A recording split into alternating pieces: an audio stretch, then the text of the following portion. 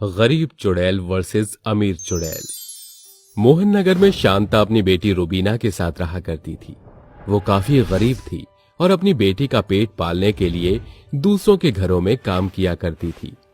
वहीं दूसरी तरफ कामिनी अपने बेटे सोहन के साथ रहा करती थी। वो काफी अमीर थे और उनको किसी भी चीज की कमी नहीं थी। साथ ही अमीर होने के साथ घमंड में वो गरीबों को कुछ भी नहीं मानती थी और गरीबों का मजाक बनाया करती थी। शांता कामिनी के पड़ोस में रहा करती थी। गरीब होने के कारण कामिनी की बेटी रुबीना पूरा दिन मिट्टी में खेला करती थी और वहीं सोहन अमीरी में जिंदगी जीने की वजह से अपने घर में बड़े बड़े कारों के साथ खेला करता था। और एक दिन रुबीना को बुखार आ गया। शांता रुबीना के इलाज के पैसे लेने के लिए अपनी मालकिन के पास जा रही थी। वहीं दूसरी तरफ कामिनी अपनी बेटे के लिए खिलौने लेकर घर वापस जा रही थी कि तभी कामिनी के कार का एक्सीडेंट हो गया, जिसके नीचे शांता आ गई और कामिनी और शांता दोनों की ही मौत हो गई। कुछ ही देर में दोनों चुड़ैल बन गई। वहीं एक तरफ रुबीना बीमार थी, इसका इलाज करवाना था, और दूसरी तरफ सोहन के पास सिवाय कामिनी के कोई भी नहीं था उसकी देखभाल के लिए। अपने अपने बच्चों का ध्यान रखने के लिए दोनों चुड़ैल अपने अपने घर की ओर निकल जाती हैं। शांता रुबीना के पास जाती है और उसको बिस्तर पर पड़ा हुआ देख शांता उदास हो जाती है और वो रुबीना से बोलती है, रुबीना बेटी, तेरा बुखार अभी तक नहीं उतरा।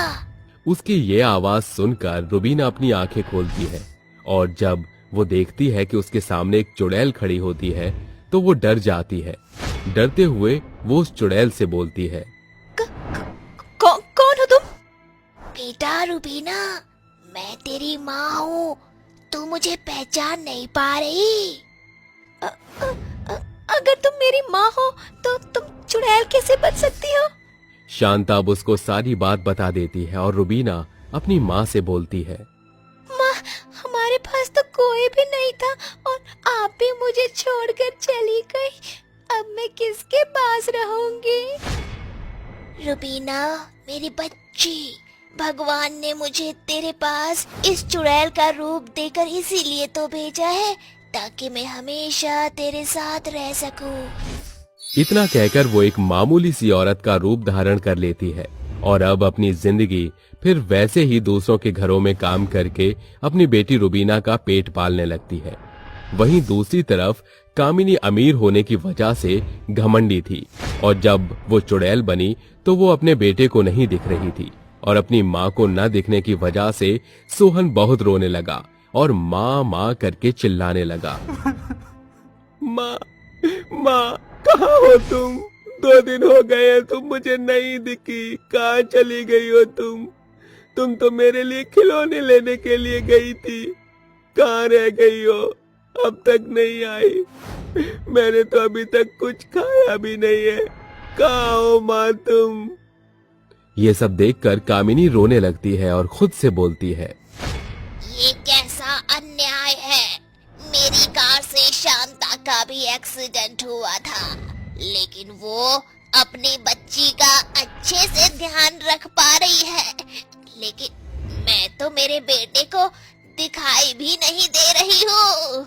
मैं अपने बच्चे की देखभाल कैसे करूँगी? कामिनी खुद से बात कर ही रही होती है कि इतने में शांता कामिनी को रोता हुआ देख उसके पास जाती है और उससे बोलती है, कामिनी बहन, तुम इस तरह रो क्यों रही हो? तुम सोहन को खाना क्यों नहीं दे रही? देखो तो वो कितना रो रहा है। शांता, अब मैं तुम्हें क्या बताऊं? मेरे कर्मों की सजा मुझे मिल रही है। अरे कामिनी बहन, तुम ऐसा क्यों बोल रही हो? जब बात सही है तो क्या बोलूं? अब तुम ही देखो, मैं कितनी घमंडी हुआ करती थी। मुझे मेरे अमीर होने पर बहुत ज्यादा घमंड था, लेकिन आज ये पैसा मेरे किसी काम का नहीं।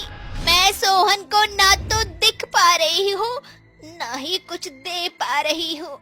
मेरा बेटा भूखा बिलख रहा है।